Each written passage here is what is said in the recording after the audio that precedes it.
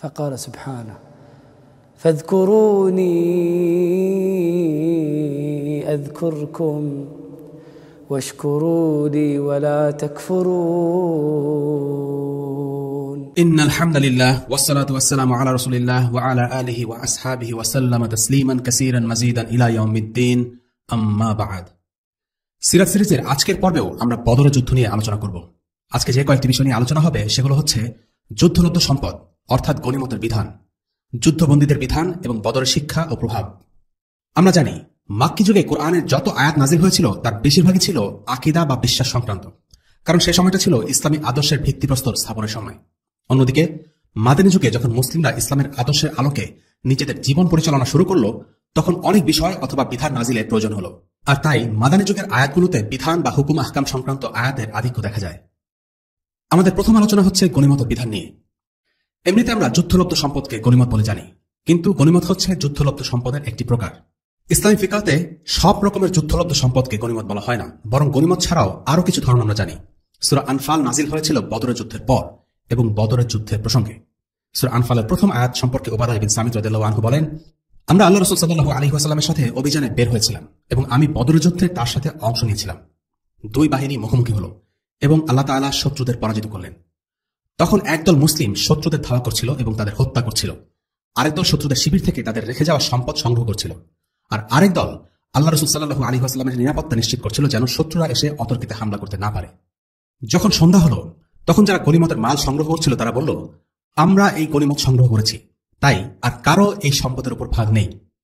যারা শত্রুদের ধাওয়া করছিল তারা বলল, না, সেটা হতে পারে না, তোমরা আমাদের চাইতে এই সম্পদের উপর বেশি হক রাখো না, আমরা শত্রুদের তাদের সম্পদ রেখে পালিয়ে যেতে বাধ্য করেছি।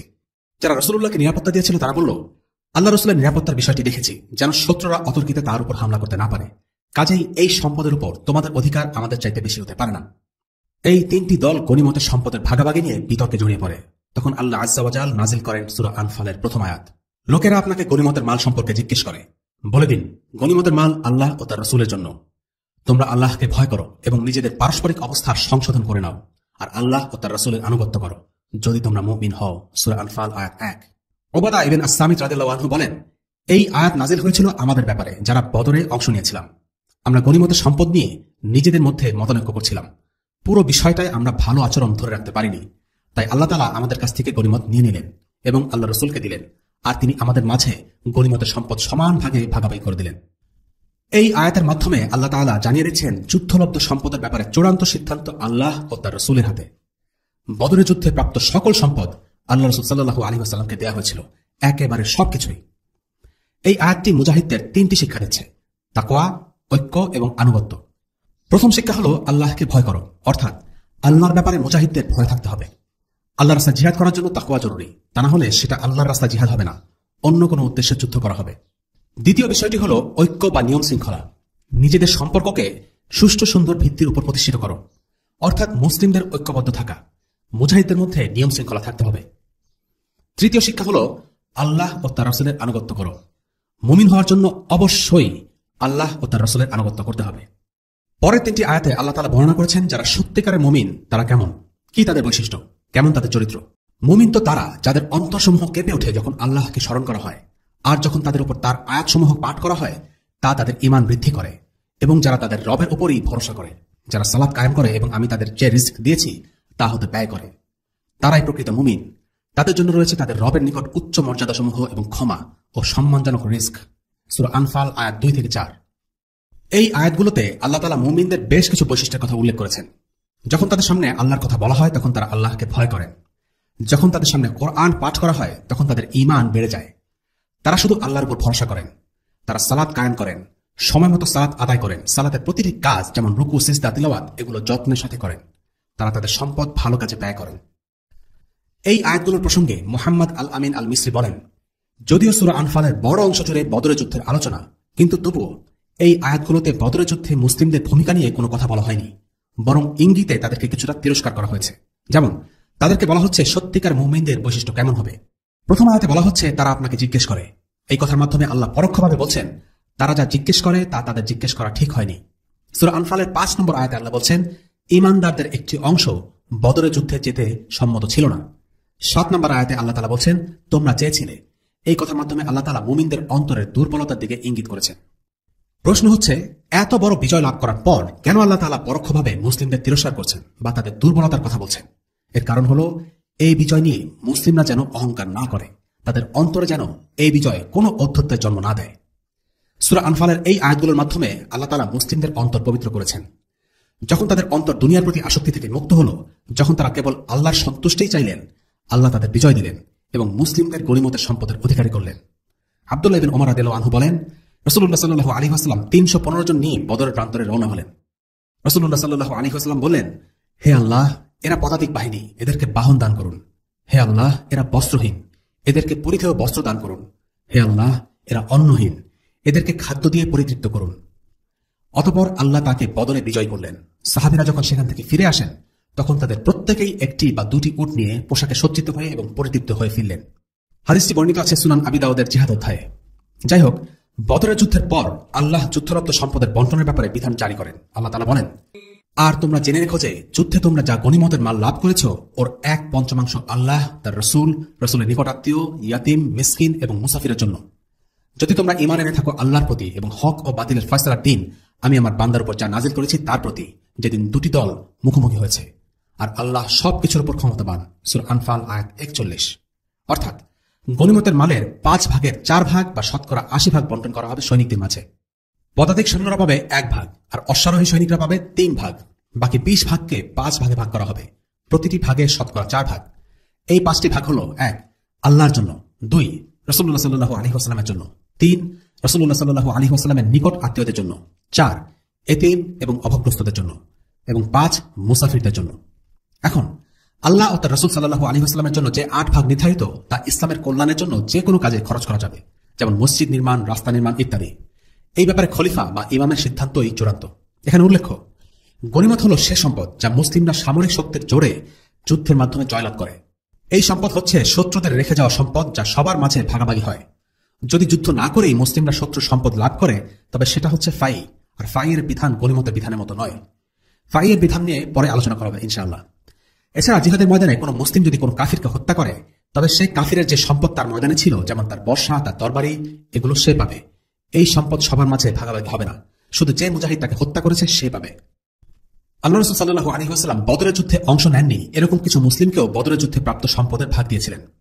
এরা হচ্ছেন সেসব মুসলিম যারা বদরের যুদ্ধে যেতে না পারার জন্য কোনো গ্রহণযোগ্য অজুহাত ছিল। যেমন ওসমান ইবনে আফফান রাদিয়াল্লাহু আনহুকে আল্লাহ রাসূল সাল্লাল্লাহু আলাইহি ওয়াসাল্লাম বলেছেন তিনি যেন মদিনায় থেকে যান, কারণ তার স্ত্রী রুকাইয়া, যিনি ছিলেন আল্লাহ রাসূল সাল্লাল্লাহু আলাইহি ওয়াসাল্লামের মেয়ে, সেই রুকাইয়া ছিলেন খুবই অসুস্থ। তাকে দেখাশোনা করার জন্য নবীজি উসমান রাদিয়াল্লাহু আনহুকে মদিনায় থেকে যেতে বলেন। যদিও ওসমান বদরে অংশ নেননি, কিন্তু তিনি বদরের সওয়াব ও গনিমত লাভ করেছেন। এছাড়াও যেসব সাহাবী শহীদ হয়েছিলেন, তাদের গনিমত তাদের পরিবারকে দেয়া হয়েছিল। এছাড়াও আবু উমামা রাদিয়াল্লাহু আনহু বদরের যুদ্ধে অংশ নেননি।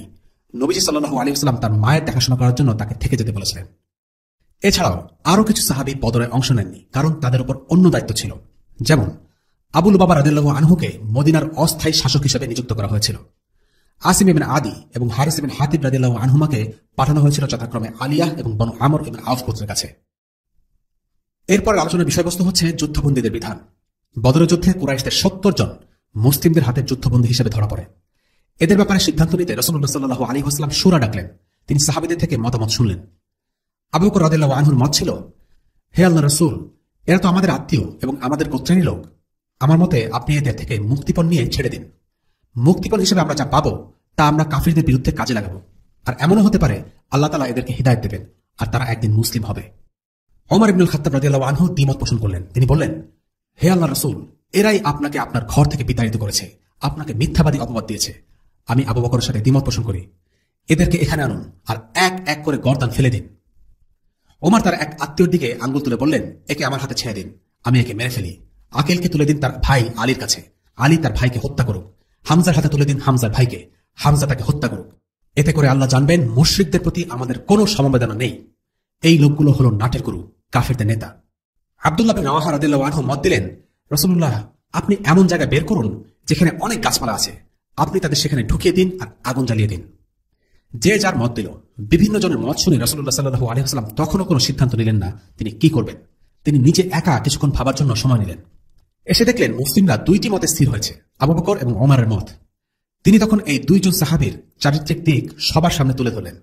আবু বকর হলো নবী ইব্রাহিম আলাইহিস সালামের মতো। তিনি বলেছিলেন, যারা আমার অনুসরণ করবে তারা আমার সাথে, আর যারা আমার অনুসরণ করে না, নিশ্চয়ই আল্লাহ তুমি ক্ষমাশীল ও দয়ালু। এবং আবু বকর হলেন ঈসা আলাইহিস সালামের মতো। তিনি বলেছিলেন, তুমি যদি তাদেরকে শাস্তি দাও তারা তো তোমারই গোলাম, আর যদি তুমি তাদের ক্ষমা করো তাহলে তুমি পরাক্রমশালী ও জ্ঞানী। অর্থাৎ আবু বকর ছিলেন নবী ইব্রাহিম ও ঈসার মতো, যারা তাদের কওমের প্রতি ছিলেন দয়ালু। রাসূলুল্লাহ সাল্লাল্লাহু আলাইহি ওয়াসাল্লাম এরপর বললেন ওমরের কথা। ওমর হচ্ছেন নূহের মতো। তিনি বলেছিলেন, হে আল্লাহ, এই জমিনে তুমি কাফিরদেরকে ছেড়ে দিও না। ওমরের উদাহরণ হলো মুসা নবীর মতো। তিনি বলেছিলেন, হে আল্লাহ, তাদের সম্পদ বিনষ্ট করে দাও এবং তাদের অন্তরকে শক্ত করে দাও, যেন তারা আযাব আসার আগে ঈমান না আনে। এই বলে রাসূলুল্লাহ সাল্লাল্লাহু আলাইহি ওয়াসাল্লাম সবাইকে উদ্দেশ্য করে বললেন, তোমাদের পরিবার পরিজন আছে, তাদের দেখাশোনার ব্যাপার আছে, কাজেই তোমরা মুক্তিপণ আদায় করো। মুক্তিপণের টাকা ছাড়া যেন কেউ মুক্তি না পায়, আর যদি মুক্তিপণ না দেয় তাহলে তাদের মেরে ফেলো। শেষ পর্যন্ত রাসূলুল্লাহ সাল্লাল্লাহু আলাইহি ওয়াসাল্লাম আবু বকর রাদিয়াল্লাহু আনহুর মতই গ্রহণ করলেন। পরদিন সকালে ওমর রাদিয়াল্লাহু আনহু গেলেন রাসূলুল্লাহর ঘরে। গিয়ে দেখেন রাসূলুল্লাহ কাঁদছেন, সাথে কাঁদছেন আবু বকরও। তিনি তাদের জিজ্ঞেস করলেন, হে রাসূলুল্লাহ, আপনি এবং আপনার সাথী কাঁদছেন কেন? কি হয়েছে? আমাকে বলেন কেন কাঁদছেন, আমিও কাঁদি, আর যদি কান্না না পায় তাহলে জোর করে হলেও কাঁদব। রাসূলুল্লাহ বললেন, বন্দীদের থেকে মুক্তিপণ গ্রহণ করায় তোমাদের সঙ্গীদের উপর যে আযাব পেশ করা হয়েছে তা দেখে কাঁদছি। তিনি একটা গাছ দেখিয়ে বললেন, ওদের উপর যে আযাব আপতিত হতে পারত তা এই গাছের চেয়েও নিকটবর্তী করে আমাকে পেশ করা হয়েছে। রাসূলুল্লাহ সাল্লাল্লাহু আলাইহি ওয়াসাল্লাম বোঝাতে চেয়েছেন যে মুসলিমরা মুক্তিপণ গ্রহণ করার যে সিদ্ধান্ত নিয়েছিল, আল্লাহ তাআলা তা পছন্দ করেননি। তিনি বলেছেন, কোন নবীর জন্য সঙ্গত নয় যে তার নিকট যুদ্ধবন্দী থাকবে এবং পণের বিনিময়ে তিনি তাদেরকে মুক্ত করবেন, যতক্ষণ না তিনি জমিনে তাদের রক্ত প্রবাহিত করবেন। তোমরা দুনিয়ার সম্পদ কামনা করছো, অথচ আল্লাহ চাচ্ছেন আখিরাত, আর আল্লাহ পরাক্রমশালী, প্রজ্ঞাবান। যদি আল্লাহর লিখন নির্ধারিত না হয়ে থাকতো, তবে যে ব্যবস্থা তোমরা অবলম্বন করেছো তাতে তোমাদের উপর কোনো বড় শাস্তি এসে পড়ত।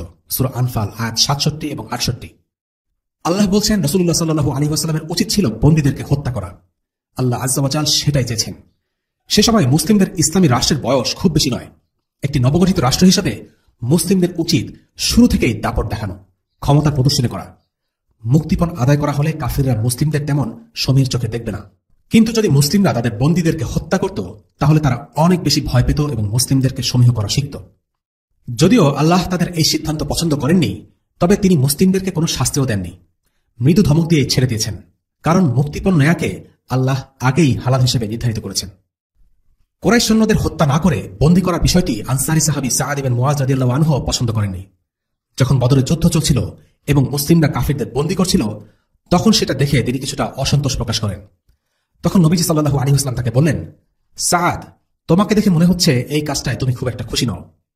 সাআদ ইবনে মুআয তখন বললেন, জি আল্লাহর রাসূল, আজ এই মুশরিকদের হত্যা করার সুযোগ আল্লাহ প্রথমবারের মতো দিয়েছেন। এদেরকে বন্দী না করে হত্যা করাই আমার কাছে বেশি পছন্দনীয় ছিল। আমরা মাক্কী যুগের আলোচনায় মুতাইম ইবনে আদির কথা উল্লেখ করেছিলাম। সে ছিল একজন মুশরিক, তবে নীতিবান এবং সম্মানী একজন মানুষ। বদরের যুদ্ধের পর আল্লাহ রাসূল সাল্লাল্লাহু আলাইহি ওয়াসাল্লাম বলেছিলেন, মুতাইম ইবনে আদি যদি জীবিত থাকতো আর এই সকল যুদ্ধবন্দীদের মুক্তির ব্যাপারে আমার সাথে কথা বলতো, আমি তাহলে তার সম্মানে এদের সকলকে মুক্ত করে দিতাম। কোন অমুসলিমদের ব্যাপারে সম্ভবত এটাই আল্লাহ রাসূল সাল্লাল্লাহু আলাইহি ওয়াসাল্লামের সবচাইতে সম্মানসূচক একটি মন্তব্য। এর কারণ কি? কেন আল্লাহ রাসূল মুতাইমের প্রতি সম্মান দেখিয়েছিলেন? কেন তার সম্মানে সমস্ত যুদ্ধবন্দীকে ছেড়ে দিতে রাজি ছিলেন? মুতাইম ইবনে আদি হলেন সেই ব্যক্তি যিনি রাসূলুল্লাহকে নিরাপত্তা দিয়ে কাবা ঘর তাওয়াফের জন্য সুযোগ করে দিয়েছিলেন। যদিও তিনি অমুসলিম ছিলেন, তারপরও তার সততা ও মুসলিমদের প্রতি সদাচরণে আল্লাহ রাসূল সাল্লাল্লাহু আলাইহি ওয়াসাল্লাম তার প্রতি কৃতজ্ঞ ছিলেন। শুধু এক ব্যক্তির কথায় আল্লাহ রাসূল বদরের সব যুদ্ধবন্দীদের ছেড়ে দিতে রাজি ছিলেন। এ থেকে বোঝা যায় রাসূলুল্লাহ সাল্লাল্লাহু আলাইহি ওয়াসাল্লাম একজন মানুষের কর্মকাণ্ডের উপর ভিত্তি করে সে অনুযায়ী আচরণ করতেন। তিনি কঠোরতা দেখিয়েছেন, তিনি নম্রতাও দেখিয়েছেন, তিনি ভালো মানুষের প্রতি সদয় ছিলেন এবং খারাপ মানুষদের সাথে যথোচিত আচরণ করতেন। তাই মুসলিমদের এমন হওয়া উচিত নয় যে তারা কাফিরদের কেবল নিষ্ঠুরতাই প্রদর্শন করবে, আবার এমন আচরণও কাম্য নয় যে তারা নমনম হয়ে কেবল তাদের খুশি করার চেষ্টায় ব্যতিব্যস্ত থাকবে। একজন মুসলিমের উচিত পরিস্থিতি বিবেচনা করা এবং বিচক্ষণের মতো কাজ করা। একজন মানুষের আবেগকে বশ করা শিখতে হবে। লোকে কি ভাবছে সেই ব্যাপারে অতি উদ্বিগ্ন হওয়া থেকে বিরত থাকতে হবে। আমরা গত পর্বে বলেছিলাম, দুইজন যুদ্ধবন্দীকে আল্লাহ রাসূল সাল্লাল্লাহু আলাইহি ওয়াসাল্লাম হত্যার আদেশ দেন। এরা ছিল প্রচন্ড ইসলাম বিদ্বেষী কাফির, উকবা ইবনে আবি মুআইদ এবং নজর ইবনে হারিস। উকবা আল্লাহ রাসূল সাল্লাল্লাহু আলাইহি ওয়াসাল্লামের সাথে সবচেয়ে জঘন্য আচরণ করেছিল, আর নজর ইবনে হারিস ইসলামের বিরুদ্ধে মিডিয়া প্রপাগান্ডা চালাতো। এই দুজন ছাড়া আর কোন যুদ্ধবন্দীকে হত্যা করা হয়নি। বাকিদের ব্যাপারে রাসূলুল্লাহ সাল্লাল্লাহু আলাইহি ওয়াসাল্লাম সাহাবাদের নির্দেশ দেন, তাদের সাথে সদয় আচরণ করো। বর্তমান সময়ে তথাকথিত আধুনিকতার এই যুগে যাদের অধিকার সবচেয়ে বেশি লঙ্ঘন করা হয় তারা সম্ভবত যুদ্ধবন্দী। পশ্চিমা বিশ্ব মানবাধিকার সংক্রান্ত অনেক আইন ও নীতি প্রণয়ন করলেও তা কার্যত কাগজে কলমে সীমাবদ্ধ, এর বাস্তব প্রয়োগ নেই। পশ্চিমা সভ্যতা নিজেদের আধুনিক এবং সবচেয়ে মানবিক দাবি করলেও তারাই যুদ্ধবন্দীদের ব্যাপারে সবচেয়ে বেশি সীমা লঙ্ঘন করে আসছে। এর সবচেয়ে বড় উদাহরণ হল গুয়ান্তানামো বে কারাগার। কিছুদিন আগেও আমেরিকার গোয়েন্দা সংস্থা CIA এর ডিরেক্টর যুদ্ধবন্দীদের উপর নির্যাতন করাকে অনৈতিক ও অমানবিক হিসেবে স্বীকার করতে অস্বীকৃতি জানায়। মুসলিম বিশ্বের তুচ্ছ ঘটনা নিয়ে তারা তীব্র প্রতিক্রিয়া ব্যক্ত করে, অথচ তাদেরই সমর্থিত স্বৈরাচারী শাসকরা যখন মুসলিম বিশ্বে গণহত্যা চালায় কিংবা কারাগার নির্যাতন করে তখন তারা নীরবতা পালন করে। পশ্চিমা দেশগুলো নিজেদের মানবাধিকারের চ্যাম্পিয়ন দাবি করলেও তারাই মানবাধিকারের সবচেয়ে বড় লঙ্ঘনকারী। পশ্চিমারা যখন যুদ্ধবন্দীদের অধিকার নিয়ে সবেমাত্র আলোচনা করতে শুরু করেছে তার বহু আগে আল্লাহ রাসূল সাল্লাল্লাহু আলাইহি ওয়াসাল্লাম যুদ্ধবন্দীদের সাথে ভালো আচরণ করার আদেশ দিয়েছেন। মানুষ হিসেবে তাদের অধিকারী শুধু নয়, আল্লাহ রাসূল সাল্লাল্লাহু আলাইহি ওয়াসাল্লাম বলেছেন তাদের সাথে ভালো আচরণ করার জন্য। যুদ্ধবন্দীদের ব্যাপারে ইসলাম যা দিয়েছে তা পশ্চিমা মানবাধিকার থেকেও অনেক বেশি। আল্লাহ রাসূল সাল্লাল্লাহু আলাইহি ওয়াসাল্লামের এই আদেশ সাহাবীরা কেমন করে পালন করেছিলেন সেটা শোনা যাক বদরের যুদ্ধবন্দীদের ভাষ্যে। মুসআব ইবনে উমাইর রাদিয়াল্লাহু আনহুর ভাই আবু আজিজ, যিনি ছিলেন বদরের একজন যুদ্ধবন্দী, তিনি বলেন, আনসারদের এক দল আমাকে বদর থেকে নিয়ে ফিরছিল। দুপুর ও রাতের খাবার সময় হলে তারা রাসূলুল্লাহ সাল্লাল্লাহু আলাইহি ওয়াসাল্লামের নির্দেশ অনুযায়ী আমাকে রুটি দিয়ে আপ্যায়ন করলো আর নিজেরা খেলো খেজুর। তাদের হাতে যতগুলো রুটির টুকরো ছিল সেগুলোর সবকটি তারা আমাকে খেতে দেয়। আমি খুব লজ্জা পাচ্ছিলাম। রুটিগুলো তাদেরকে ফিরিয়ে দিতে চাইলাম, কিন্তু তারা সেগুলো স্পর্শও করেনি, আমাকেই আবার ফিরিয়ে দেয়। রুটি ছিল সে সময় খেজুর থেকে অনেক ভালো মানের খাবার, আর আনসাররা রুটি না খেয়ে খেজুর দিয়ে ভোজ সারছিলেন, অথচ বন্দীদেরকে দিচ্ছিলেন রুটি। এ ব্যাপারে ইবনে হিশাম মন্তব্য করেন, এই আবু আজিজ ছিল বদরের যুদ্ধে মুশরিকদের পতাকা বাহক, অর্থাৎ আবু আজিজ কোন সাধারণ পদাতিক সৈন্য ছিল না।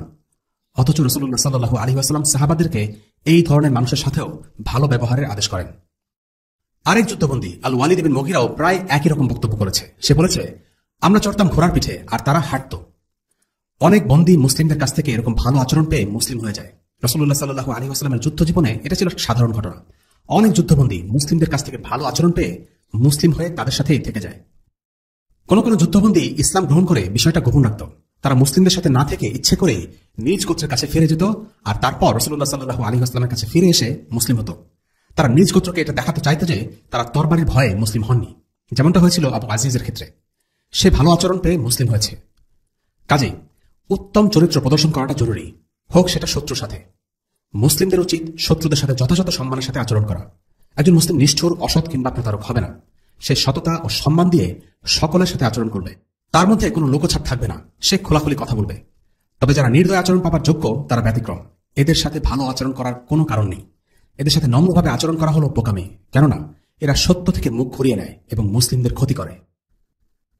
রাসূলুল্লাহ সাল্লাল্লাহু আলাইহি ওয়াসাল্লামের চাচা আল আব্বাস ইবনে আব্দুল মুত্তালিব এই যুদ্ধে যুদ্ধবন্দী হয়েছিলেন, কারণ তিনি কাফিরদের সাথে মুসলিমদের বিপক্ষে যুদ্ধে অংশ নিয়েছিলেন। তিনি মুক্তিপণ দিয়ে নিজেকে ছাড়িয়ে নিতে অনুরোধ করলেন। তিনি রাসূলুল্লাহকে বললেন, হে আল্লাহর রাসূল, আমি তো মুসলিম। অর্থাৎ তিনি বলতে চাইছিলেন, আমি তো মুসলিম, আমাকে কেন মুক্তিপণ দিতে হবে? মুক্তিপণ তো কাফিরদের জন্য। রাসূলুল্লাহ সাল্লাল্লাহু আলাইহি ওয়াসাল্লাম তখন তাকে বললেন, কুরাইশ বাহিনীর সাথে আপনার অবস্থান থেকে এটাই প্রতীয়মান হয় যে আপনি আমাদের বিরুদ্ধে ছিলেন, কাজেই আপনাকে মুক্তিপণ দিতে হবে। আপনার অন্তর ইসলাম গ্রহণ করেছে কিনা সে ব্যাপারে আল্লাহই ভালো জানেন। আপনি নিজের, আপনার দুই ভাইয়ের ছেলে এবং আপনার মিত্র অমুকের মুক্তিপণ আদায় করুন।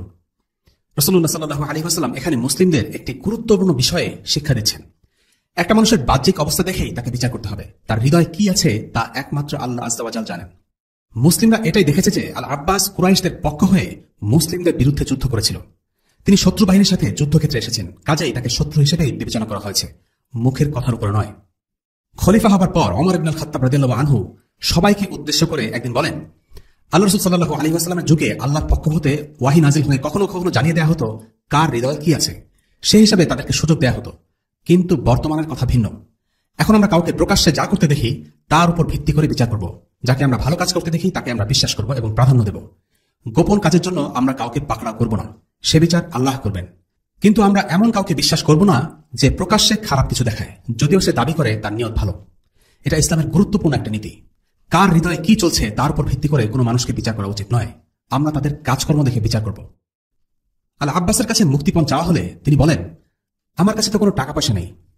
রাসূলুল্লাহ সাল্লাল্লাহু আলাইহি ওয়াসাল্লাম বললেন, আপনি মাটির নিচে যে টাকা রেখেছেন সেটার কি হলো? আপনার স্ত্রী উম্মে ফাদলকে বলে রেখেছেন যে যদি আমি মারা যাই তাহলে এই অর্থ খরচ করবে। আল আব্বাস বললেন, নিশ্চয়ই আমি জানি আপনি আসলে আল্লাহর রাসূল। আমি এবং আমার স্ত্রী ছাড়া এই গুপ্তধনের কথা কেউ জানে না। এরপর আল আব্বাস তার মুক্তিপণ পরিশোধ করলেন। আল্লাহ তাআলা এ প্রসঙ্গে একটি আয়াত নাযিল করেছেন, হে নবী, যারা আপনার হাতে বন্দী হয়ে আছে তাদেরকে বলে দিন, আল্লাহ যদি তোমাদের অন্তরে কোন রকম মঙ্গল চিন্তা রয়েছে বলে জানেন, তবে তোমাদেরকে তার চেয়ে বহুগুণ বেশি দান করবেন যা তোমাদের কাছ থেকে বিনিময়ে নেওয়া হয়েছে। তাছাড়া তোমাদেরকে তিনি ক্ষমা করে দিবেন। বস্তুত আল্লাহ ক্ষমাশীল, করুণাময়। আর যদি তারা আপনার সাথে বিশ্বাসঘাতকতা করতে চায়, এরা তো এর আগে আল্লাহর সাথেও ইতিপূর্বে বিশ্বাসঘাতকতা করেছে, অতঃপর তিনি তাদের উপর তোমাদের বিজয় দান করেছেন। আর আল্লাহ সর্ববিষয়ে পরিজ্ঞাত, সুকৌশলী। সূরা আনফাল আয়াত 70।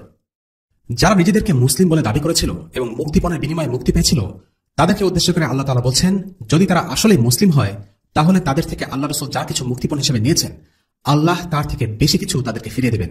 আল আব্বাস বললেন, আমি আমার মুক্তিপণের জন্য 20 উকিয়া স্বর্ণ পরিশোধ করেছিলাম, কিন্তু আল্লাহ আমাকে ফিরিয়ে দিয়েছেন তার থেকে অনেক বেশি। আল আব্বাস পরবর্তীতে অনেক ধনী ব্যবসায়ী হয়েছিলেন। আরেক যুদ্ধবন্দী ছিলেন আবুল আস। আবুল আস ছিলেন রাসূলুল্লাহ সাল্লাল্লাহু আলাইহি ওয়াসাল্লামের মেয়ে জাইনাবের স্বামী। আবুল আস ছিল কাফের। মুসলিমদের সাথে মুশরিকদের বৈবাহিক সম্পর্ক হারাম হবার বিধান নাজিল হবার আগেই তার সাথে জাইনাবের বিয়ে হয়েছিল। বদরের যুদ্ধে আবুল আস বন্দী হয়। আবুল আস যুদ্ধ করতে এসেছিল ঠিকই, তবে ইসলামের প্রকাশ্য কোনো শত্রু ছিল না। যুদ্ধে তার কোনো বীরত্ব বা লড়াইয়ের কাহিনীও জানা যায় না। সে কখনোই ইসলাম বা আল্লাহ রাসূল সাল্লাল্লাহু আলাইহি ওয়াসাল্লামকে নিয়ে আজে বাজে কোনো কথা বলেনি, বিরোধিতা করেনি। সে সবসময় তার ব্যবসা বাণিজ্য নিয়ে ব্যস্ত থাকত। যাই হোক, সে বদরে বন্দী হল। জাইনাব তখন মক্কায়। তিনি তার স্বামীকে মুক্ত করতে চাইলেন। জাইনাব রাদিয়াল্লাহু আনহা তার স্বামীকে মুক্ত করার জন্য অনেক অর্থ করে পাঠিয়ে দেন। সাথে দিলেন তার গলার হার। এই হার তার মা খাদিজা রাদিয়াল্লাহু আনহা বিয়ের সময় তাকে উপহার দিয়েছিলেন। মুক্তিপণ হিসেবে পাঠানো তার এই হার দেখে রাসূলুল্লাহ সাল্লাল্লাহু আলাইহি ওয়াসাল্লাম খুব আবেগপ্রবণ হয়ে যান। যে আনসার আবুল আসকে বেঁধে রেখেছিল তাকে রাসূলুল্লাহ বললেন, যদি আবুল আসকে তার স্ত্রীর কাছে ফিরিয়ে দেয়া এবং তার স্ত্রীর জিনিস তার কাছে পাঠিয়ে দেয়া ঠিক মনে করো, তবে তাই করো। তারা তৎক্ষণাৎ আবুল আসকে মুক্তিপণ ছাড়াই মুক্তি দিল। গলার হারটিও ফেরত পাঠানো হয়। তবে রাসূলুল্লাহ সাল্লাল্লাহু আলাইহি ওয়াসাল্লাম আগেই একটি শর্ত জুড়ে দিয়েছিলেন। শর্তটি হল, আবুল আস আর কখনোই মুসলিমদের বিরুদ্ধে কোনো শত্রুকে সাহায্য করবে না এবং মক্কায় পৌঁছে রাসূলুল্লাহ সাল্লাল্লাহু আলাইহি ওয়াসাল্লামের কাছে জাইনাবকে পাঠিয়ে দেবেন। আল্লাহ রাসূল সাল্লাল্লাহু আলাইহি ওয়াসাল্লামের আবেগ ছিল, তবে আবেগ দিয়ে তিনি চালিত হতেন না। তিনি যখন গলার হারটি দেখলেন, তিনি আবেগ আপ্লুত হয়ে পড়েন সত্যি, কিন্তু এজন্য তিনি আবুল আসকে এমনি এমনি ছেড়ে দেননি। তাকে এ শর্তে ছেড়ে দিয়েছেন যে সে আর কখনো ইসলামের বিরুদ্ধে যুদ্ধ করবে না। আবুল আস তার কথা রেখেছিল। সে মক্কায় ফিরে গিয়ে জাইনাবকে মক্কা ছেড়ে তার বাবার কাছে চলে যাবার অনুমতি দেয়। এরপর জাইনাব মক্কা ত্যাগের পরিকল্পনা করেন। যাওয়ার জন্য প্রস্তুত হলে তার দেবর কিনানা ইবনে রাবিআ একটি উট নিয়ে আসেন। উটের পিঠে হাওদাতে জাইনাব চড়ে বসেন। হাওদা হলো উটের পিঠে বসানোর জন্য বানানো আসন। কিনানার সাথে তীর ধনুক ছিল। সে জাইনাবকে পথ দেখিয়ে নিয়ে যাচ্ছিল। তখন ছিল দিনের বেলা। কিছু কুরাইশ তাদেরকে দেখতে পেয়ে আটকানোর সিদ্ধান্ত নেয়। তারা জাইনাবের পিছু নিয়ে দুতুয়া নামক স্থানে তাদেরকে ধরে ফেলল। হাব্বার ইবিন আসওয়াদ ইবিন মুত্তালিব নামক এক লোক বর্ষা দিয়ে জাইনাবকে ভয় দেখায়। জাইনাব হাওদা থেকে পড়ে যান এবং এতে তার গর্ভপাত ঘটে। কিনান তার তুনি থেকে তীর বের করে সবাইকে হুমকি দিলেন, আল্লাহর কসম, যদি কেউ আমার কাছে আসে তবে আমি তার দিকে তীর ছুড়ব। তখন অন্যরা তার কাছ থেকে দ্রুত সরে যায়। তখন আবু সুফিয়ান সেখানে অন্যান্য কুরাইশ নেতাদের নিয়ে পৌঁছে বলল, তোমার তীর নামিয়ে রাখো, আমরা তোমার সাথে কথা বলতে চাই। কিনান তার অস্ত্র নামিয়ে রাখলেন। আবু সুফিয়ান এসে বলল, তুমি কাজটি ভালো করোনি কিনান। মুহাম্মদ আমাদের অনেক ক্ষতি করেছে, তা সত্ত্বেও এক মহিলাকে তার কাছে নিয়ে যাচ্ছ, আর সেটাও প্রকাশ্য দিবালোকে। তুমি আর অন্য কাউকে নয়, বরং মুহাম্মাদের মেয়েকে প্রকাশ্যে তার কাছে পৌঁছে দিচ্ছ। লোকেরা দেখে ভাবছে যুদ্ধে পরাজিত হয়ে আমরা আজকে দুর্বল, অপমানিত, তাই সবার সামনে এভাবে তুমি এই কাজ করছো। তোমার এই কাজ আমাদের দুর্বলতা ও অক্ষমতাই প্রকাশ করছে। আমি শপথ করে বলছি, আমরা জাইনাবকে তার বাবার কাছ থেকে দূরে সরিয়ে রাখতে চাই না, আমরা প্রতিশোধ নিতে চাই না, কিন্তু প্রকাশ্যে এই কাজ করো না, গোপনে তার বাবার কাছে পৌঁছে দিয়ে আসো। তৎকালীন কুরাইশরা ইসলামের প্রতি শত্রু ভাবাপন্ন হলেও মুসলিম মহিলাদের সম্মান করত। আজকের যুগের কাফিরদের মধ্যে এটুকু সম্মান একদমই দেখা যায় না। বদর যুদ্ধের আরেক বন্দী ছিল আবু আজ্জা। সে বলে, হে আল্লাহ রসুল, আপনি তো আমার আর্থিক অবস্থার কথা জানেন। আমি দরিদ্র এবং আমার পরিবার আছে, আমার প্রতি দয়া করুন। আবু আজ্জা ছিল গরিব, তার মেয়েদের দেখাশোনা করার প্রয়োজন ছিল। রাসূলুল্লাহ সাল্লাল্লাহু আলাইহি ওয়াসাল্লাম তার প্রতি সহানুভূতিশীল হলেন। তিনি বললেন, আমি তোমাকে এক শর্তে ছেড়ে দিচ্ছি, তুমি আমার বিরুদ্ধে কাউকে সহযোগিতা করবে না। বদরে তুমি আমাদের বিরুদ্ধে যুদ্ধ করতে এসেছো, কিন্তু এরপর যদি কখনো তোমাকে আমাদের বিরুদ্ধে যুদ্ধ করতে বলা হয়, তাতে তুমি অস্বীকৃতি জানাবে। আবু আজ্জা এই শর্তে রাজি হয়, ফলে তাকে মুক্তি দেওয়া হয়। কিন্তু উহুদের যুদ্ধে কুরাইশরা তাকে যুদ্ধে যোগ দিতে প্ররোচিত করে এবং তাকে যুদ্ধে আনতে সক্ষম হয়। আবারও সে মুসলিমদের হাতে ধরা পড়ে এবং এবারও দারিদ্র্যের ছুতো দিয়ে মুক্ত হবার চেষ্টা করে। কিন্তু রাসূলুল্লাহ সাল্লাল্লাহু আলাইহি ওয়াসাল্লাম এবার তাকে আর কোনো সুযোগ দিলেন না। তিনি বললেন, তুমি দাড়িতে হাত বুলিয়ে বুলিয়ে বলবে আমি মুহাম্মাদকে 2 বার ধোঁকা দিয়েছি, এই সুযোগ তোমাকে আমি দেব না। রাসূলুল্লাহ সাল্লাল্লাহু আলাইহি ওয়াসাল্লাম আবেগী কথায় গলে যেতেন না। তাকে সহজে ঠকানো বা প্রতারিত করা যেত না। তিনি দয়ালু, সহানুভূতিশীল, সহিষ্ণু ছিলেন সত্যি, কিন্তু কেউ তার সরলতার সুযোগ নিয়ে মুসলিমদের ক্ষতি করবে এটা তিনি মেনে নিতেন না। আবু আজ্জাকে উহুদের যুদ্ধের পর সেখানেই শিরচ্ছেদ করা হয়। রাসূলুল্লাহ বললেন, মুমিন এক গর্তে দুইবার দংশিত হয় না। এটি মুসলিমদের জন্য একটি গুরুত্বপূর্ণ শিক্ষা। একজন মুসলিমের এতটা সরল মনে হওয়া উচিত নয় যে সে যা শুনবে তাই বিশ্বাস করবে এবং মিডিয়ার চটকদার কথায় বিভ্রান্ত হয়ে যাবে। কারা ইসলাম ও মুসলিমদের উপকার করে এবং কারা ইসলাম ও মুসলিমদের ক্ষতি করে, এই ব্যাপারে একজন মুসলিমের সতর্ক থাকা উচিত। এরপর আসা যাক সুহাইল ইবনে আমরের কাহিনীতে। সুহাইল ছিলেন কুরাইশদের উচ্চ বংশীয় এক নেতা। যুদ্ধে তাকে একজন বন্দী হিসেবে আটক করা হয়। ইসলামের বিরুদ্ধে প্রচারণায় তিনি ছিলেন একজন সচল সক্রিয়। তার বাগ্মিতা ও সুশীল ভাষা ব্যবহার করে তিনি ইসলামের বিরুদ্ধে প্রপাগান্ডা ছড়াতেন। ওমর ইবনুল খাত্তাব রাদিয়াল্লাহু আনহু রাসূলুল্লাহ সাল্লাল্লাহু আলাইহি ওয়াসাল্লামকে বললেন, হে আল্লাহর রাসূল, আমাকে অনুমতি দিন, আমি সুহাইল বিন আমরের সামনের দুটো দাঁত ফেলে দিই, তার জিহ্বা ঝুলে থাকবে, সে আর কখনো আপনার বিরুদ্ধে আজে বাজে কথা বলতে পারবে না। রাসূলুল্লাহ বললেন, না, আমি তার অঙ্গহানি করব না, কেননা তাতে আল্লাহ আমার অঙ্গহানি করতে পারেন। অর্থাৎ শত্রুর সাথে এরূপ ব্যবহার করা ইসলামের পন্থা নয়। তখন রাসূলুল্লাহ বললেন, হতে পারে সে কোনোদিন এমন অবস্থানে থাকবে যেদিন তার সমালোচনা করার সুযোগ তোমার থাকবে না। রাসূলুল্লাহ সাল্লাল্লাহু আলাইহি ওয়াসাল্লাম আশা করছিলেন হয়তো একদিন ইসলামের পক্ষেই সুহাইল কথা বলবে। আল্লাহ রাসূলের এই আশা সত্যি হয়েছিল। রাসূলুল্লাহর মৃত্যুর পর আরব গোত্রগুলো যখন ইসলাম ত্যাগ করা শুরু করলো, তখন সুহাইল ইবনে আমরের কারণে মক্কার লোকেরা ইসলামের উপর দৃঢ় ছিল। তিনি বলতেন, হে কুরাইশের লোকজন, সবার শেষে ইসলাম গ্রহণ করে সবার আগে তা ত্যাগ করে বসো না। যার উপর আমাদের সন্দেহ জাগবে তার শিরচ্ছেদ করা হবে।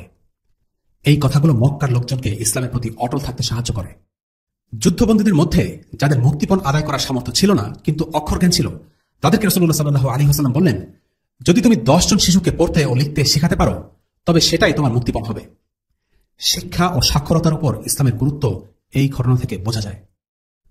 জেনে নেওয়া যায় যুদ্ধবন্দীদের ব্যাপারে ইসলামের বিধান কি কি। যুদ্ধবন্দীদের ভাগ্য কি হবে তা নির্ভর করবে মুসলিম ইমামের সিদ্ধান্তের উপর। তিনি 4টি কাজের যে কোনো একটি করতে পারেন। 1, তিনি তাদেরকে মৃত্যুদণ্ড দিতে পারেন, যেমনটা করা হয়েছিল উকবা ইবনে আবি মুয়াইদ এবং নজর ইবনে হারিসের সাথে। 2, তাদেরকে মুক্তিপণ ছাড়াই মুক্তি দিতে পারেন। বদরের যুদ্ধে আবু আজ্জার উপর এই বিধান প্রয়োগ করা হয়েছিল। 3, মুক্তিপণের বিনিময়ে মুক্তিদান করতে পারেন, যেটা হয়েছিল বদরের অনেক যুদ্ধবন্দীদের উপর। 4, যুদ্ধবন্দীদের দাস বানাতে পারেন। এই বিধান প্রয়োগ করা হয়েছিল বনু কুরাইজার নারী ও শিশুদের উপর। বনু কুরাইজার যুদ্ধে যুদ্ধবন্দী পুরুষদের হত্যা করা হয় এবং নারী ও শিশুদের দাস বানানো হয়। এই রায়টি দিয়েছিলেন সাদ ইবনে মুআয রাদিয়াল্লাহু আনহু। আমরা ভবিষ্যতে এই ঘটনাটা বিস্তারিত আলোচনা করব ইনশাআল্লাহ। এখানে বলে রাখা ভালো, যুদ্ধবন্দীদের ব্যাপারে মুসলিমদের নিজস্ব শরিয়া আছে। এই ব্যাপারে পার্থিব মানবরচিত আইন মানতে মুসলিমরা বাধ্য নয়। মুসলিমরা কেবল তাদের নিজস্ব শরিয়া মানতে বাধ্য, জেনেভা কনভেনশন নয়। সংক্ষেপে জেনে নেওয়া যায় বদর যুদ্ধে অংশগ্রহণকারী সাহাবাদের মর্যাদা। বদর যুদ্ধে অংশগ্রহণকারী সাহাবীরা বিশেষ সম্মানে সম্মানিত। জিবরিল রাসূলুল্লাহ সাল্লাল্লাহু আলাইহি ওয়াসাল্লামকে একদিন জিজ্ঞেস করলেন, বদরে অংশ নেওয়া সাহাবীদের আপনি কি হিসেবে বিবেচনা করেন? রাসূলুল্লাহ উত্তর দিলেন, মুসলিমদের মধ্যে তারা হচ্ছে শ্রেষ্ঠ। জিবরিল বললেন, বদর যুদ্ধে অংশ নেওয়া ফেরেশতারাও অনুরূপ। বদর শুধু মুসলিমদের জন্য নয়, বরং সে যুদ্ধে অংশগ্রহণকারী ফেরেশতাদের জন্যও একটি বিশেষ ঘটনা। এই প্রসঙ্গে হাতিব ইবনে আবি বালতার একটি বিখ্যাত ঘটনা আছে। তিনি ছিলেন বদরের সাহাবী, কিন্তু একবার রাসূলুল্লাহ সাল্লাল্লাহু আলাইহি ওয়াসাল্লামের সাথে বিশ্বাসঘাতকতা করে মক্কার লোকদের কাছে রাসূলুল্লাহর মক্কা অভিযানের পরিকল্পনা ফাঁস করে দিয়ে একটি চিঠি পাঠান। কাজটি তিনি করেছিলেন নিজের পরিবার রক্ষা করার জন্য। এই খবর জানাজানি হলে ওমর ইবনুল খাত্তাব রাদিয়াল্লাহু আনহু রাসূলুল্লাহ সাল্লাল্লাহু আলাইহি ওয়াসাল্লামের কাছে গিয়ে বললেন, হে আল্লাহর রাসূল, আমাকে অনুমতি দিন, আমি তাকে মেরে ফেলি, সে একটা মুনাফিক। রাসূলুল্লাহ সাল্লাল্লাহু আলাইহি ওয়াসাল্লাম বললেন, ওমর, সম্ভবত আল্লাহ বদরের লোকজনদের দিকে তাকিয়ে বলেছেন, তোমরা যা খুশি করো, আমি তোমাদের ক্ষমা করে দিয়েছি। এই কথা শুনে ওমরের চোখ অশ্রুসজল হয়ে ওঠে। শুধুমাত্র বদর যুদ্ধে অংশ নেবার কারণে একটি বড় অপরাধ করেও হাতিব ইবনে আবি বালতা রাদিয়াল্লাহু আনহু মাফ পেয়ে যান। এই ঘটনাটি আমরা পরবর্তীতে বিস্তারিত আলোচনা করব ইনশাআল্লাহ। বদর যুদ্ধে প্রত্যক্ষ প্রভাব ছাড়াও কিছু পরোক্ষ প্রভাব আমরা দেখতে পাই। বদর যুদ্ধ আরব রাজনীতিতে একটি বড় পরিবর্তন নিয়ে আসে। মুসলিমদের আরবরা সমীহের চোখে দেখতে শুরু করে। এতদিন পর্যন্ত কুরাইশদের চ্যালেঞ্জ করার মতো কোনো আদর্শিক বা রাজনৈতিক শক্তি আরবে ছিল না। কুরাইশদের সাথে অন্যান্য গোত্র যেমন হাওয়াজিনদের সাথে রক্তক্ষয়ী যুদ্ধ হয়েছে ঠিকই, কিন্তু হাওয়াজিন নতুন কোনো ধর্মবিশ্বাসে বিশ্বাসী ছিল না, তারাও ছিল মুশরিক। অন্যদিকে মুসলিমরা কুরাইশদের শুধু রাজনৈতিকভাবে চ্যালেঞ্জ করেনি, বরং তারা মুশরিকদের বিশ্বাস, রীতিনীতি সবকিছুকে চ্যালেঞ্জ করে সম্পূর্ণ নতুন একটি জীবন ব্যবস্থার আলোকে তাদের জীবন ও সমাজ পরিচালনা করছে। বদরের পূর্বে মুসলিমদের তেমন কেউ আমলে নিত না, কিন্তু বদরের যুদ্ধ পুরো সমীকরণ পাল্টে দেয়। এখন বিষয়টা আগের মতো নেই। মুসলিমদের উপর আক্রমণ চালাতে হলে কুরাইশরা অন্তত 10 বার চিন্তা করবে। বদরের আগে মদিনায় কাফিররা ছিল। এদের অনেকেই ইসলামের প্রতি এদের অসন্তোষ ও শত্রুতা সরাসরি প্রকাশ করে বেড়াত। মুসলিমদের হাতে ক্ষমতা ছিল সত্যি, কিন্তু প্রত্যেক শত্রুকে দমন করার মতো সামর্থ্য বা পরিস্থিতি তখন মুসলিমদের ছিল না। কিন্তু বদরের যুদ্ধের পর মদিনায় যারা ইসলামের শত্রু ছিল তারা নিজে থেকে চুপসে যায়। তারা উপলব্ধি করে মুসলিমদের সাথে সরাসরি শত্রুতা করে তারা বেশি দিন টিকে থাকতে পারবে না। আর বদরের যুদ্ধের পর নতুন এক শ্রেণীর মানুষের উদ্ভব হয়। এরা হচ্ছে আল মুনাফিকুন। আল্লাহ তাআলা এদের ব্যাপারে কোরআনে বলেন, তারা এর মধ্যে দোদুল্যমান, না এদের দিকে আর না ওদের দিকে। আর আল্লাহ যাকে পথভ্রষ্ট করেন তুমি কখনো তার জন্য কোনো পথ পাবে না। সূরা নিসা আয়াত 143। অর্থাৎ কিছুদিন আগেও যারা ইসলামের আগমনে খুশি হতে পারেনি তারা নিজেদের গা বাঁচাতে এবং সমাজে নিজেদের অবস্থান ধরে রাখতে ইসলাম গ্রহণ করে। আমরা আগেই বলেছি, মদিনায় ছিল মুসলিম, মুশরিক এবং ইহুদি, এই তিন ধর্মের লোক। বদরের যুদ্ধের পর হাতে গোনা কয়েকজন লোক বাদে প্রায় সকল মুশরিক ইসলাম গ্রহণ করে এবং মুসলিম হয়ে যায়। আর এদের মধ্যে অনেকেই ইসলাম গ্রহণ করেছিল শুধুমাত্র দুনিয়ার কারণে, অর্থাৎ তাদের অন্তরে আগে থেকেই কুফরি পোষণ করত। বাহ্যিকভাবে তারা ছিল মুসলিম, কিন্তু কার্যত তারা ছিল কাফির। এরাই হলো মুনাফিক শ্রেণী, যারা মুসলিমদের মধ্যেই গণ্য হতো, কিন্তু তারা আসলে মুসলিম ছিল না। পবিত্র কোরআনে অসংখ্য আয়াতে আল্লাহ তাআলা মুনাফিক শ্রেণীর কথা উল্লেখ করেছেন। তাদের অন্তরে অভিপ্রায়, বিদ্বেষ, চেপে রাখা শত্রুতা আর ষড়যন্ত্র নিয়ে কথা বলেছেন। মদিনার এই মুনাফিকরা মুসলিমদের বিজয় দেখে খুশি হতে পারেনি, কিন্তু প্রকাশ্যে সে কথা ঘোষণা দেবার মতো সাহস কিংবা শক্তি তাদের ছিল না। তারা প্রকাশ্যে ইসলামকে স্বীকৃতি দিল ঠিকই, কিন্তু বাইরে থেকে তাদের মনের অবস্থা বোঝার উপায় ছিল না, কারণ তারা মুসলিমদের মতো সালাত আদায় করত, রোজা রাখত, এমনকি যাকাতও দিত। কিন্তু মন থেকে তারা ইসলামকে অপছন্দ করত, মুসলিমদের ঘৃণা করত এবং চাইত যেন ইসলাম দুনিয়া থেকে বিলুপ্ত হয়ে যায়। তখন আধিপত্য ছিল ইসলামের আর মুসলিমরা ছিল শক্তিশালী, তাই তারা মনের কথা ব্যক্ত করার সাহস করত না। কিন্তু যখনই তারা মুসলিমদের কোনো ক্ষয়ক্ষতি বা বিপদ এসেছে দেখত, তখনই তার মাথা চাড়া দিয়ে উঠত, মুখ দিয়ে এমন কথা বলে বসত যা শুনলে বোঝা যেত এরা মুসলিমদের কল্যাণ চায় না। মুনাফিকদের একটি বৈশিষ্ট্য হল তারা মুসলিমদের বিজয় দেখলে নীরব থাকে আর পরাজয় দেখলে সরব হয়ে ওঠে। এই মুনাফিকরা তখন মুসলিমদের বিরুদ্ধে গোপনে ষড়যন্ত্র করতে শুরু করে। সকল শত্রুদের মধ্যে তারাই ছিল সবচেয়ে বেশি বিপজ্জনক, কেননা তারা মুসলিমদের সাথে থাকত এবং তাদের কাছে সব খবরাখবর থাকত। তারা এই তথ্যগুলো চুরি করে বহিঃশত্রুদের কাছে পাচার করে দিত। এদেরকে শায়েস্তা করাও সহজ ছিল না, কারণ তারা তাদের কুফরই প্রকাশ করত না। আল্লাহ তাআলা জানিয়ে দেবার আগ পর্যন্ত রাসূলুল্লাহ সাল্লাল্লাহু আলাইহি ওয়াসাল্লামও এই ব্যাপারে কিছু জানতেন না। আজকের পর থেকে আমাদের এই সিরিজে নিয়মিতভাবে এই দলটির কথা প্রসঙ্গক্রমে আসতে থাকবে। অন্যদিকে কুরাইশরা বদরে পরাজিত হয়ে একটা বড়সড় ধাক্কা খায়। তাদের প্রথম সারির নেতারা এই যুদ্ধে মারা পড়ে, তাদের বড় বড় নেতারা বন্দী হয়, তাদের মুক্তিপণ দিয়ে মুসলিমদের কাছ থেকে ছাড়িয়ে আনতে হয়। প্রত্যেক পরিবারে শোকের ছায়া নেমে আসে, কারণ হয়তো কারো বাবা মারা গেছে, হয়তো কারো ভাই বন্দী হয়েছে। সব মিলিয়ে বদর ছিল তাদের জন্য একটা সাইকোলজিক্যাল ডিজাস্টার। তবে এই বিপর্যয়ে তারা একেবারে ভেস্তে যায়নি, কারণ এই পরাজয়ের হাত ধরেই তারা প্রতিশোধের জন্য মরিয়া হয়ে ওঠে, আর এই পরাজয় থেকে উহুদের যুদ্ধের সূত্রপাত। আরেকটি বিষয় হচ্ছে, এই পরাজয়ের কারণে অনেক কুরাইশ নেতা কিছুটা নড়ে চড়ে বসে। তাদের কেউ কেউ বুঝতে পারে দিন ইসলাম হচ্ছে সত্য দিন, আর এই পরাজয়ে তাদের অনেকের মনে দাগ কাটে। কয়েক বছর পরে এই বিষয়টি স্পষ্ট হয়ে ওঠে, যখন হুদাইবিয়ার সন্ধির পর অনুকূল পরিবেশ পেয়ে কিছু কুরাইশ নেতা ইসলাম গ্রহণ করে। অন্যদিকে ইহুদিদের অবস্থা আগের থেকে শোচনীয় হয়। মুসলিমরা এখন মদিনাতে কেবল নয়, বরং মদিনার বাইরেও ক্ষমতা বিস্তার করতে শুরু করেছে। এই বিষয়টা ছিল ইহুদিদের জন্য ভীতিকর, কারণ তারা মদিনায় তাদের ক্ষমতা আস্তে আস্তে খর্ব হয়ে আসছিল। কিন্তু এরপরও ইহুদিরা হাল ছাড়েনি। যখন তারা দেখল তারা নিজেরা মুসলিমদের সাথে পেরে উঠবে না, তখন তারা বেশ কিছু পদক্ষেপ গ্রহণ করল। যেমন মুসলিমদের দুর্বল করে দেবার জন্য তাদের মধ্যে জাতীয়তাবাদী বিভেদ উস্কে দিতে চাইল। তারা বহিঃশত্রুদের সাথে যোগাযোগ করা শুরু করলো, রাসূলুল্লাহ সাল্লাল্লাহু আলাইহি ওয়াসাল্লামকে গুপ্ত হত্যা করার চেষ্টা করলো। পরবর্তী পর্বে ইনশাআল্লাহ এই বিষয়ে আলোচনা হবে। বদরের ইমিডিয়েট রিঅ্যাকশন হিসেবে কুরাইশের রাসূলুল্লাহ সাল্লাল্লাহু আলাইহি ওয়াসাল্লামকে হত্যা করার চেষ্টা চালায়। উমাইর ইবনে ওয়াহাব ছিল কুরাইশদের মধ্যে অন্যতম নিকৃষ্ট লোক। একদিন সে সাফওয়ান ইবনে উমাইয়ার সাথে কাবার পাশে বসেছিল এবং বলছিল, যদি আমার এত ঋণ না থাকতো, যদি বাচ্চা কাচ্চাদের দেখাশোনা করা না হতো, তাহলে আমি নিজেই মুহাম্মদকে গুপ্ত হত্যা করতাম। সাফওয়ান এই কথার সুযোগ নিয়ে বলল, তুমি চিন্তা করো না, আমি আছি। যদি তোমার কিছু হয়, আমি তোমার ঋণ পরিশোধ করে দেব আর তোমার বাচ্চাদেরও দেখাশোনা করব। উমাইর ইবনে ওয়াহাব সাফওয়ানের সাথে পরামর্শ করে ঠিক করল যে সে রাসূলুল্লাহ সাল্লাল্লাহু আলাইহি ওয়াসাল্লামকে হত্যা করতে মদিনা যাবে। উমাইর তার তরবারি বিষের মধ্যে ভালো করে চুবিয়ে বিষ মাখিয়ে নিল, তারপর সেটি নিয়ে মদিনায় গেল। মদিনার রাস্তায় সে হাঁটছে, পথের মধ্যে পড়ল একটি ছোটখাটো সমাবেশ। সেখানে ওমর ইবনুল খাত্তাব রাদিয়াল্লাহু আনহু কিছু লোকের সাথে বদর যুদ্ধ নিয়ে গল্প করছিলেন। মুসলিমদের মাঝে তখনও বদরের রেশ কাটেনি, সবার মুখে বদর নিয়ে কথা। যারা বদরে অংশ নেয়নি তারা আগ্রহ ভরে ওমরের মুখে বদরের কথা শুনছে। উমাইর বিন ওয়াহাবকে দেখে ওমর বলে উঠলেন, আল্লাহর দুশমন উমাইর বিন ওয়াহাব, এই কুকুরটা ভালো কোনো উদ্দেশ্যে এখানে আসেনি। ওমরের ফিরাসা ছিল, তিনি মানুষের চেহারা দেখেই তার ব্যাপারে অনেক কিছু ঠিক ঠিক ধারণা করতে পারতেন। ওমরকে দেখা মাত্র তিনি সেখান থেকে উঠে গিয়ে তাকে খপ করে ধরে ফেললেন আর তার তরবারি বের করে তার গলায় ঠেকালেন। তারপর তাকে রাসূলুল্লাহ সাল্লাল্লাহু আলাইহি ওয়াসাল্লামের কাছে নিয়ে গেলেন আর বললেন, ইয়া আল্লাহ রাসূল, আল্লাহর এই শত্রু কোনো ভালো উদ্দেশ্যে এখানে আসেনি। রাসূলুল্লাহ সাল্লাল্লাহু আলাইহি ওয়াসাল্লাম বললেন, ওমর, তাকে ছেড়ে দাও, আমি দেখছি বিষয়টা। ওমর রাদিয়াল্লাহু আনহু তাকে ছেড়ে দিলেন, কিন্তু অন্যান্য সাহাবাদের বলে দিলেন তারা যেন উমাইর বিন ওয়াহাবকে চোখে চোখে রাখে এবং রাসূলুল্লাহকে পাহারা দিয়ে রাখে। উমাইর বিন ওয়াহাব রাসূলুল্লাহকে সম্ভাষণ জানালো, শুভ সকাল। রাসূলুল্লাহ সাল্লাল্লাহু আলাইহি ওয়াসাল্লাম বললেন, আল্লাহ আমাদের এই কথার পরিবর্তে একটি উত্তম সম্ভাষণ শিখিয়েছেন, আসসালামু আলাইকুম ওয়া রাহমাতুল্লাহ। উমাইর বিন ওয়াহাব বলল, খুব বেশি দিন হয়নি আপনি এই সম্ভাষণ ব্যবহার করছেন। রাসূলুল্লাহ সাল্লাল্লাহু আলাইহি ওয়াসাল্লাম এই নিয়ে কথা বাড়ালেন না, তিনি আসল কথায় চলে গেলেন। তুমি কেন এসেছো বলো তো? সে বলল, আমি এসেছি আমার ছেলেকে ছাড়িয়ে নিতে। তার ছেলের নাম ওয়াহাব। সে বদরে যুদ্ধবন্দী হয়েছিল সত্যি, কিন্তু এটা ছিল তার মদিনায় ঢোকার অজুহাত মাত্র। রাসূলুল্লাহ সাল্লাল্লাহু আলাইহি ওয়াসাল্লাম বললেন, সত্যি করে বলো তুমি কেন এসেছো? উমাইর জোর দিয়ে বলল সে তার ছেলেকে মুক্ত করতেই এসেছে। রাসূলুল্লাহ সাল্লাল্লাহু আলাইহি ওয়াসাল্লাম বললেন, আচ্ছা তাহলে তুমি তরবারি কেন বহন করছো? উমাইর জবাব দিল, ধ্বংস হোক এই তরবারি আমাদের জন্য ভালো কিছু বয়ে আনেনি।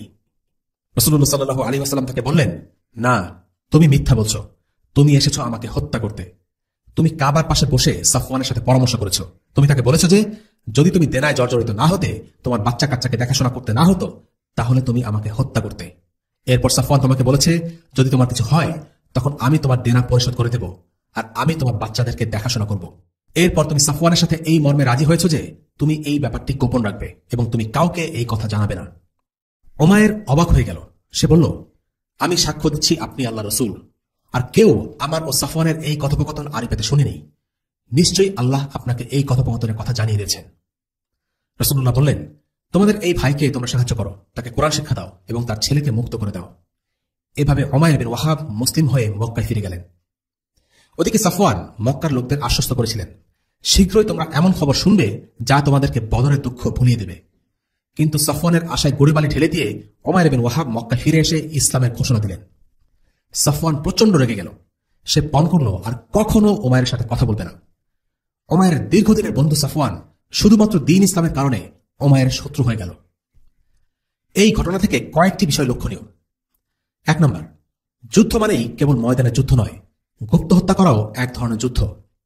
কাফিররা ইসলামের দাওয়ার বিরোধিতা করে কিংবা ময়দানে মুসলিম মুজাহিদ সেনাদের হত্যা করে ক্ষান্ত হয় না, বরং তারা গুপ্ত হত্যার মাধ্যমে গুরুত্বপূর্ণ ইসলামী ব্যক্তিত্বদের হত্যা করে দুনিয়া থেকে সরিয়ে দিয়ে ইসলামের অগ্রযাত্রা রুখে দিতে চায়। ইসলামের ইতিহাসে এরকম ঘটনা অসংখ্য। এই ঘটনায় সাফওয়ান ইবনে উমাইয়া দায়ী করেছে। সে উমাইর ইবনে ওয়াহাবের আর্থিক দুর্বলতার সুযোগ নিয়ে তাকে দিয়ে গুপ্ত হত্যার কাজটি সেরে নিতে চেয়েছে। এমনটা প্রায় হয়ে থাকে, যাতে টাকা পয়সা আছে তারা গরিব বা দুর্বল কাউকে দিয়ে নোংরা কাজটি করিয়ে নিতে চায়। উমাইর ইবনে ওয়াহাবের আর্থিক টানাপোড়েন ছিল, তাই সে নবী সাল্লাল্লাহু আলাইহি ওয়াসাল্লামকে হত্যা করতে চেয়েছে। যদিও সে উদ্দেশ্য আলহামদুলিল্লাহ সফল হয়নি। উল্টো সে মুসলিম হয়ে তার বন্ধু সাফওয়ানের চক্ষুশূলে পরিণত হয়েছে। 2 নম্বর, বদরে মুসলিমরা বিজয়ী হলেও মদিনায় নিরাপত্তা ব্যবস্থা জোরদার করার প্রয়োজন পড়ে। ওমর ইবনুল খাত্তাব রাদিয়াল্লাহু আনহু এই ঘটনায় একজন দক্ষ নিরাপত্তা কর্মীর মতো কাজ করেছেন। তিনি সন্দেহ হওয়া মাত্রই উমাইরকে গ্রেফতার করেছেন। কাজেই বিজয় আসলেই হাল ছেড়ে দেওয়া যাবে না। যুদ্ধ কখনো থেমে থাকে না, তাই কাফিরদের আক্রমণ থেকে সার্বক্ষণিক নিরাপত্তা থাকা প্রয়োজন। 3 নম্বর, মুসলিমদের নিজেদের দ্বীনের শিক্ষা ও রীতিনীতি নিয়ে গর্ব করা উচিত, বিশেষ করে শত্রুদের সামনে। বর্তমান সময়ে যখন কাফিররা মুসলিমদের চাইতে বেশি শক্তিশালী, স্বাভাবিকভাবেই মুসলিমরা কাফিরদের অনুকরণে ব্যস্ত হয়ে পড়েছে। কাফিরদের সভ্যতা, তাদের আচার সংস্কৃতি মুসলিমরা গ্রহণ করে নিচ্ছে। উমাইর যখন আল্লাহ রাসূল সাল্লাল্লাহু আলাইহি ওয়াসাল্লামকে কুরাইশি কায়দায় সম্ভাষণ জানালো, তখন নবীজি সাল্লাল্লাহু আলাইহি ওয়াসাল্লাম তাকে জবাব দিয়েছেন ইসলামের সম্ভাষণ সালাম দিয়ে। শুধু তাই নয়, তিনি এও বলেছেন এই সম্ভাষণ হচ্ছে জান্নাতীদের সম্ভাষণ। ছোটখাটো এই সমস্ত ব্যাপারে মুসলিমদের উচিত রাসূলুল্লাহ সাল্লাল্লাহু আলাইহি ওয়াসাল্লামের সুন্নাহগুলো অনুসরণ করা এবং এটা নিয়ে বিব্রত বা লজ্জিত না হওয়া। 4 নম্বর, রাসূলুল্লাহ সাল্লাল্লাহু আলাইহি ওয়াসাল্লাম কখনো ব্যক্তিগত বিরোধ ধরে রাখতেন না। যে উমাইর তাকে হত্যা করতে এসেছিল, সেই উমাইর যখন মুসলিম হয়ে গেল, তখন সাথে সাথে তিনি তাকে ক্ষমা করে দিলেন এবং তার ছেলেকে মুক্তিপণ ছাড়াই ছেড়ে দিলেন। শুধু তাই নয়, অন্যান্য সাহাবীদেরকে বললেন তোমাদের ভাই উমাইরকে তোমরা সাহায্য করো। এবং 5 নম্বর, সত্যিকারে মন থেকে কেউ যদি ইসলাম গ্রহণ করে বা ইসলাম পালনের চেষ্টা করে, তবে তার কথা, কাজে, আচরণে তার প্রতিফলন ঘটবে। উমাইর বিন ওয়াহাব, যিনি কুরাইশদের মধ্যে একজন খুব জঘন্য ধরনের লোক ছিলেন, তিনি এই ঘটনার পর ইসলামের একজন দায়ীতে পরিণত হলেন। মুসলিমদের উপর নিপীড়ন করার পরিবর্তে এবার তিনি সেসব মানুষকে পীড়া দিতে থাকলেন যারা মুসলিমদেরকে পীড়া দিত। অনেক লোক উমাইর বিন ওয়াহাবের দাওয়াতের ফলে মুসলিম হয়েছিল। তিনি ছিলেন একজন সাহসী মুজাহিদ। ওমর রাদিয়াল্লাহু আনহু তাকে 1000 মুজাহিদের সমান তুলনা করেছিলেন। কাজেই ইসলাম কেবল মুখে দাবি করার বিষয় নয়, মুখে সাক্ষ্য দেওয়ার মাধ্যমে ইসলামের সূচনা এবং কাজে তার প্রমাণ। একজন মানুষ যদি ইসলাম পালনে সচেষ্ট হয় তবে সে নিয়মিত আল্লাহর ইবাদত করবে, সুন্দর আচরণ করবে, ভালো কাজে আগ্রহ পাবে এবং খারাপ কাজ থেকে দূরে থাকবে। যদি তা না হয় তবে বুঝতে হবে ইসলাম কেবল তার মুখের দাবিতে সীমাবদ্ধ, অন্তরে ইসলামের কোনো প্রভাব নেই। আল্লাহ তাআলা শুধু মুখের সাক্ষ্য নয় বরং কাজেও সেটা প্রমাণ চান। তাই ঈমান ও আমল এই দুটো নিয়েই মুসলিম। আমরা যদি নিজেদেরকে মুসলিম দাবি করি তবে দুটিই প্রয়োজন। আজকের পর্ব আমরা শেষ করব বদর যুদ্ধ থেকে প্রাপ্ত কিছু শিক্ষা নিয়ে আলোচনা করে। আর আজকের এই পর্বের মাধ্যমে আমাদের বদর সংক্রান্ত আলোচনা শেষ হবে। মোট 5টি পর্বে আমরা বদর নিয়ে আলোচনা করেছি। এই পর্যন্ত আমরা আলোচনা করেছি বদর যুদ্ধের প্রেক্ষাপট, দুই পক্ষের প্রস্তুতি এবং পরিসংখ্যান, ময়দানের কাহিনী এবং যুদ্ধ পরবর্তী কিছু ঘটনা ও প্রাসঙ্গিক বিধান নিয়ে। কিন্তু আমাদের এই জানা নিছক গল্পই থেকে যাবে, কোনোই কাজে আসবে না যদি না আমরা এর থেকে শিক্ষা লাভ করে নিজেদের জীবনে কাজে লাগাতে পারি। তাই বদর সংক্রান্ত আলোচনা শেষ করার আগে কিছু শিক্ষা নিয়ে আলোচনা না করলেই নয়। বদর যুদ্ধের প্রথম এবং সবচেয়ে গুরুত্বপূর্ণ শিক্ষা হচ্ছে বিজয় আল্লাহর পক্ষ থেকে আসে। বিজয় সৈন্য সামন্ত বা তাদের অস্ত্রশস্ত্রের মাধ্যমে আসে না, বরং আল্লাহ তাআলা এগুলোকে কাজে লাগানোর তৌফিক দেন এবং তিনিই বিজয় দান করেন।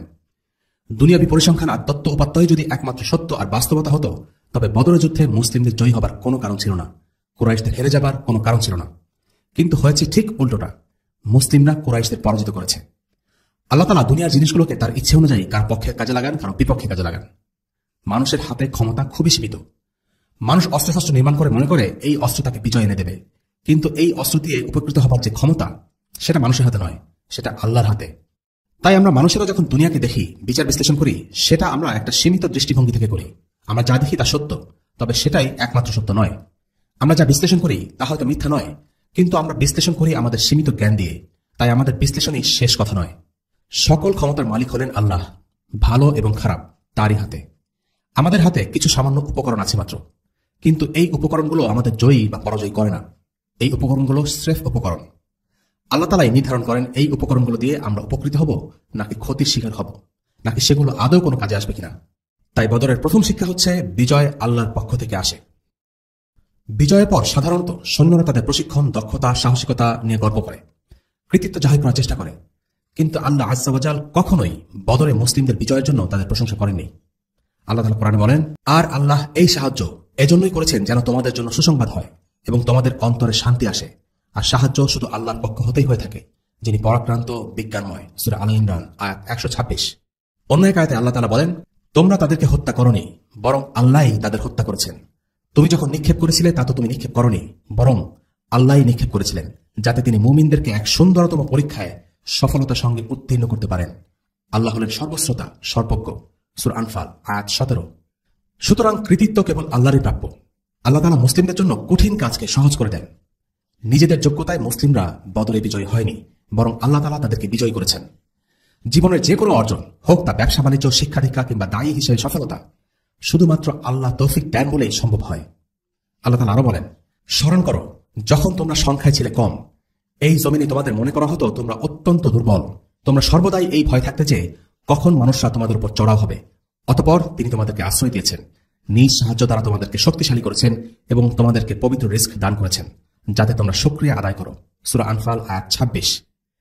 এই আয়াতে আল্লাহ তাআলা মুসলিমদেরকে তাদের পূর্বের অবস্থান মনে করিয়ে দিচ্ছেন, যে তারা ছিল সংখ্যায় কম, নিপীড়িত এবং ভীত সন্ত্রস্ত। কিন্তু আল্লাহ তাদের আশ্রয় দিয়েছেন, সাহায্য করেছেন এবং সবকিছু যোগান দিয়েছেন।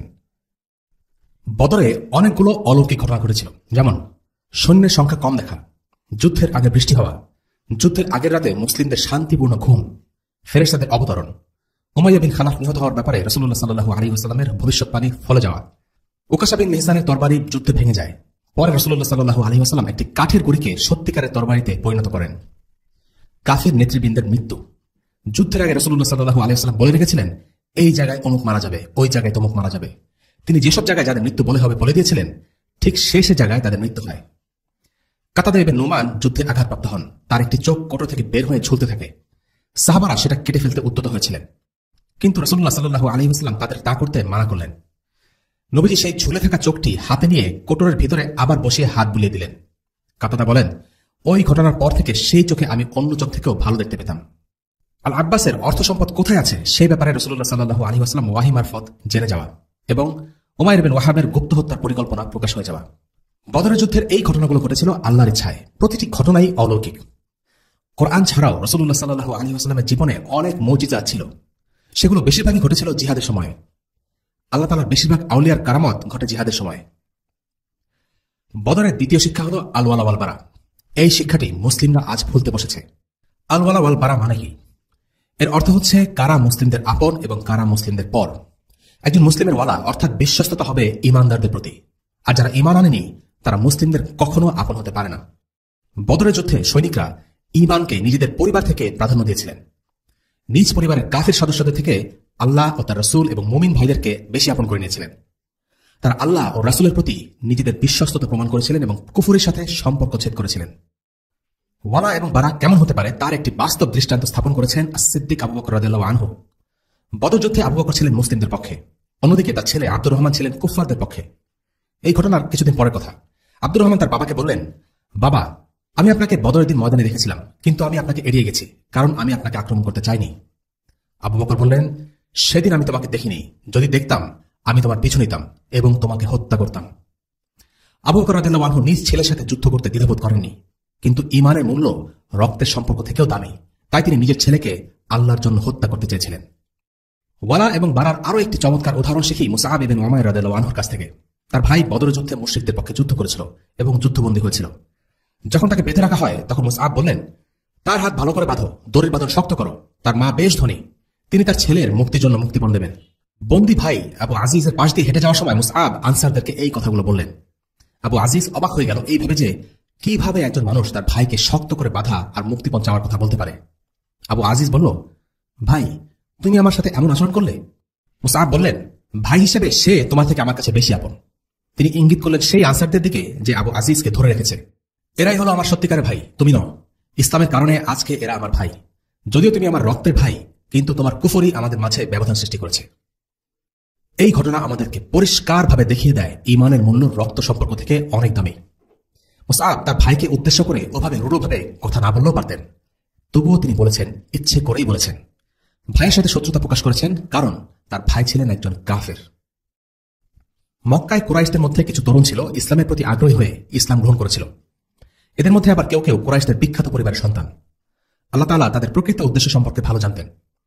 সাধারণত তরুণরা একটু অন্যরকম হতে পছন্দ করে। প্রায় তারা প্রচলিত প্রথা বা ট্রেন্ডের বিরুদ্ধে যেতে চায়। এটাকে অনেকে স্মার্টনেস মনে করে। কুরাইশদের মাঝেও এমন কিছু ছেলেপেলে ছিল যারা ইসলাম গ্রহণ করেছিল ঝোঁকের বশে।